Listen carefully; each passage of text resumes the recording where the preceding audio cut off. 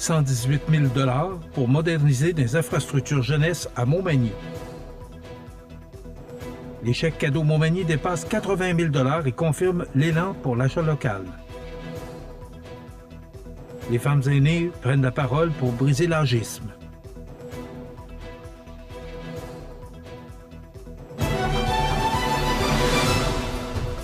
Vendredi 19 décembre 2025. Bonjour mesdames et messieurs et bienvenue à votre bulletin d'actualité sur le réseau de télévision CMA TV. Le gouvernement du Québec annonce un investissement de 118 000 $ pour soutenir un projet d'infrastructure jeunesse dans la région de Montmagny. L'annonce a été faite jeudi après-midi à la Maison des jeunes de Montmagny par le député de Côte-du-Sud, Mathieu Rivet, à la suite de l'appel de projet 2025-2026 du programme d'aide financière aux infrastructures jeunesse. Écoutons M. Rivet. Un projet important pour la jeunesse de Montmagny a été retenu dans le cadre du programme d'aide financière aux infrastructures jeunesse. Et grâce à ce programme, le gouvernement du Québec accorde une aide de 118 000 $ au projet Rénovation jeunesse. Le soutien va permettre d'améliorer les infrastructures essentielles pour offrir aux jeunes un lieu sécuritaire, plus moderne, accueillant, favorable à leur épanouissement et à leur mieux-être. Au total, une enveloppe de 5 136 242 $ sera versée pour soutenir divers organismes œuvrant auprès des jeunes. Écoutons à nouveau le député Rivet. À l'échelle du Québec, c'est 28 projets qui ont été sélectionnés cette année, démontrant la volonté du gouvernement d'appuyer concrètement des organismes qui travaillent chaque jour auprès des jeunes, particulièrement auprès des plus vulnérables. Je tiens à souligner également l'engagement de l'équipe sur le terrain ici et à vous remercier pour votre travail qui est essentiel auprès de notre jeunesse. Le financement accordé permettra la réalisation du projet intitulé Rénovation jeunesse, qui vise à améliorer des installations fréquentées quotidiennement par les jeunes de la région. L'objectif est de leur offrir des milieux sécuritaires, modernes et adaptés à leurs besoins, favorisant ainsi leur épanouissement et leur développement personnel. Parmi les bénéficiaires, on retrouve notamment des maisons des jeunes, un carrefour jeunesse emploi, une auberge du cœur, une maison de famille, un organisme autochtone, ainsi que plusieurs organismes actifs dans les domaines de la santé mentale, de l'hébergement, de l'itinérance, de l'alphabétisation et de l'aide alimentaire. De son côté, le président du conseil d'administration de la Maison des jeunes, Jesse Croteau, se disait ému par cette annonce qui tombe à point dans le but de procéder à des rénovations quasi urgentes. Écoutons Jesse Croteau. Cette aide financière est un véritable cadeau pour nos jeunes. Elle permettra aussi aux jeunes, de s'épanouir dans un environnement plus sain, sécuritaire et bienveillant. C'est ce que je prône depuis que je suis à la présidence, donc avoir un environnement sain, sécuritaire et bienveillant pour nos jeunes. Donc, merci à vous tous pour votre belle présence et votre engagement envers la jeunesse de Montmagny est super important. Donc, merci beaucoup.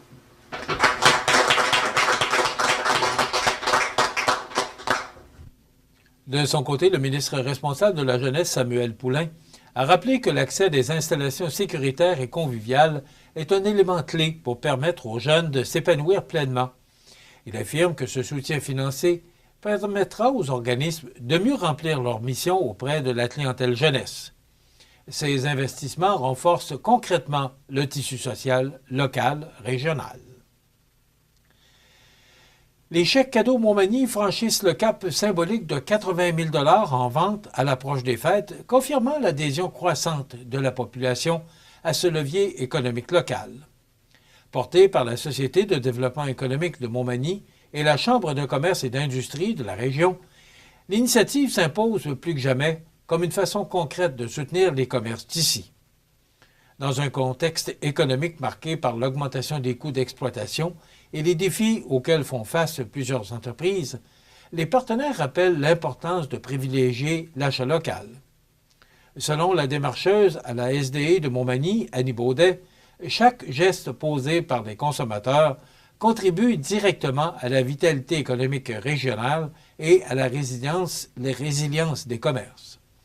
La directrice générale de la Chambre de commerce, Nicole Robert, insiste sur l'impact réel de ces achats.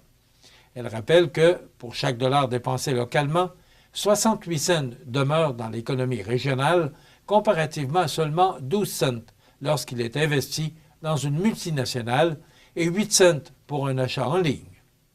Offrir des chèques cadeaux, Montmagny devient ainsi un choix stratégique pour faire circuler la richesse chez nous.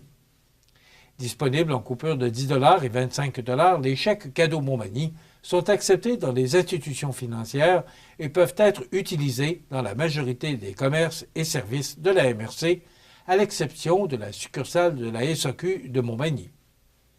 Leur grande flexibilité en fait une option appréciée autant par les particuliers que par les entreprises. Les citoyens peuvent se procurer ces chèques cadeaux à plusieurs endroits, notamment à l'Hôtel de Ville de Montmagny, à la boutique Double Pas, au Babel Café de Cap-Saint-Ignace, ainsi qu'au Bistrot d'Érable à Sainte-Lucie de Beauregard. Cette initiative collective démontre que l'achat local n'est pas qu'un slogan, mais un moteur économique tangible qui soutient l'emploi, favorise la diversité commerciale et renforce le sentiment d'appartenance au territoire, tout en offrant une alternative responsable aux habitudes de consommation traditionnelles durant la période des fêtes. Les femmes aînées prennent la parole pour briser l'âgisme. Tous les détails après la pause.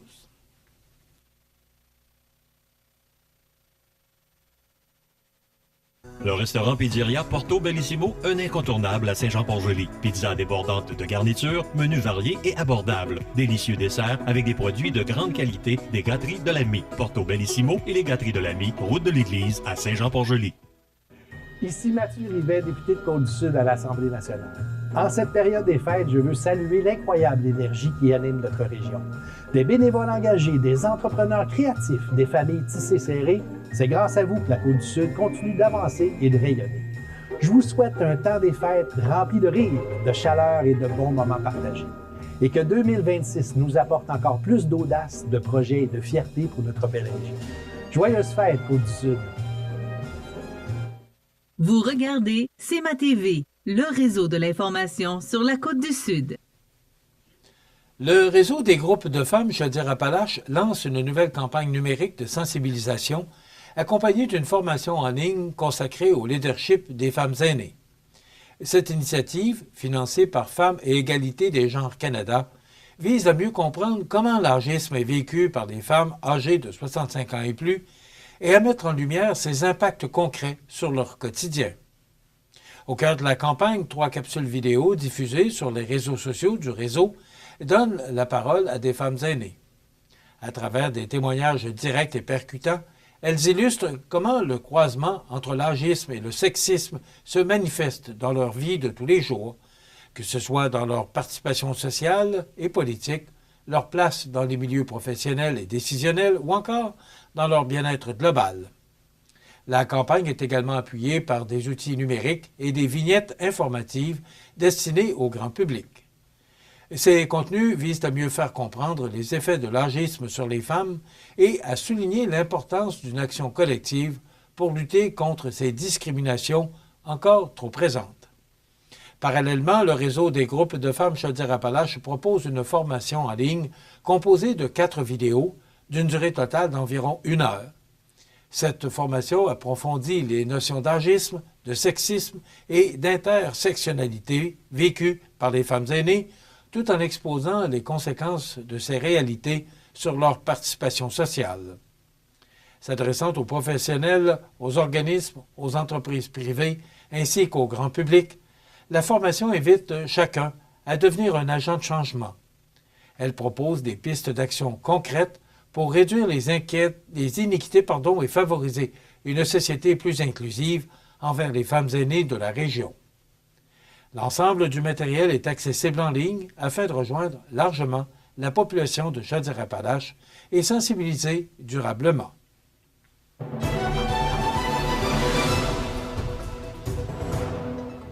Au sport, les élèves de l'école secondaire Louis-Jacques Cazot peuvent être fiers de l'exploit réalisé par leur équipe d'espoir lors d'une compétition d'envergure nationale.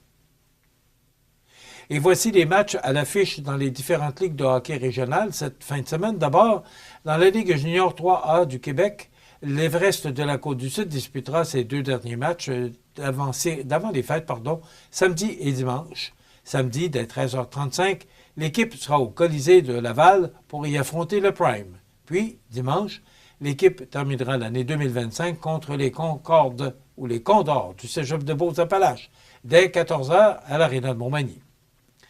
Dans la Ligue junior de A, prochaine rencontre ce soir, vendredi, du côté de l'Aréna André-Lacroix de Lévis, pour y affronter le Lévis Honda, et dimanche, à 17h, face au V-Boutin de Plessisville, match qui sera disputé à l'Aréna de Montmagny. Dans la Ligue de hockey Côte-du-Sud, le dernier droit avant le congé des fêtes s'amorce alors que pas moins de 7 rencontres seront présentées d'ici Noël. 3 matchs seront à l'affiche ce vendredi 19 décembre, alors que Saint-Jean-Port-Joli visitera Montmagny, Saint-Prosper recevra Lotbinière, 2 matchs débutants à 20h30, puis à 20h45, le Giovannina et le Family Prix en viendront aux prises au Centre Castel de Sainte-Marie. Le samedi 20 décembre, outre l'affrontement Épervier de Saint-Charles et le Plastic Mort de Saint-Damien, nous aurons droit au match retour entre le Décor Mercier et le Pavage Jéricho à 20h au Centre Rousseau de Saint-Jean-Port-Joli. Enfin, le dernier match de l'année 2025 sera présenté à Saint-Gilles le dimanche 21 décembre à 15h, alors que le Family Prix de Saint-Joseph visitera les mercenaires de l'endroit.